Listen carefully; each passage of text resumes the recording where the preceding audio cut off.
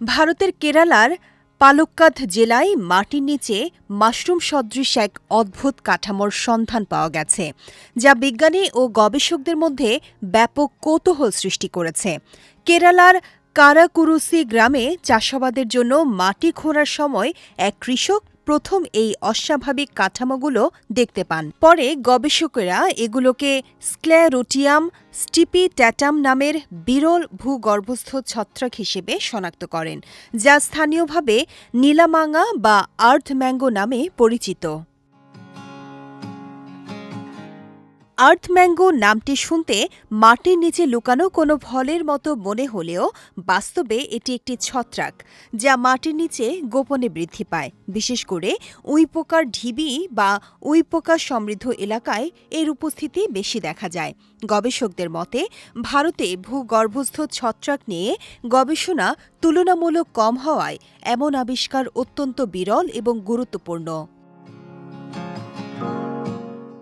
সাধারণ মাশরুম যেখানে মাটির উপরে দৃশ্যমান, সেখানে এই ছত্রাক সম্পূর্ণভাবে মাটির নিচে বিকশিত হয়। ফলে এটি শনাক্ত করা এবং প্রাকৃতিক অবস্থায় গবেষণা করা বেশ কঠিন। কেরালার বিভিন্ন অঞ্চলে এটি নীলামাঙা ও চিতলকি ঝাঙ্গো নামেও পরিচিত, তবে এর সঙ্গে আসল আমের কোনো সম্পর্ক নেই। স্থানীয় লোকজ বিশ্বাস অনুযায়ী এই ছত্রাকের রয়েছে কিছু ঔষধি গুণ। দীর্ঘদিন ধরে মানুষ বিশ্বাস করে আসছে যে এটি কাশি, সর্দি, পেটের সমস্যা, জন্ডিস, কানের ব্যথা এবং শরীর ব্যথা নিরাময়ে সহায়ক। তবে বিজ্ঞানীরা এ বিষয়ে এখনও কোনো নিশ্চিত প্রমাণ পাননি। গবেষকদের মতে, ছত্রাক প্রজাতিতে অনেক সময় জৈব সক্রিয় উপাদান থাকে, যা ভবিষ্যতে ওষুধ আবিষ্কারে গুরুত্বপূর্ণ ভূমিকা রাখতে পারে। গবেষণায় আরও দেখা গেছে, এই ছত্রাকের সঙ্গে উইপোকার উপস্থিতির গভীর সম্পর্ক থাকতে পারে।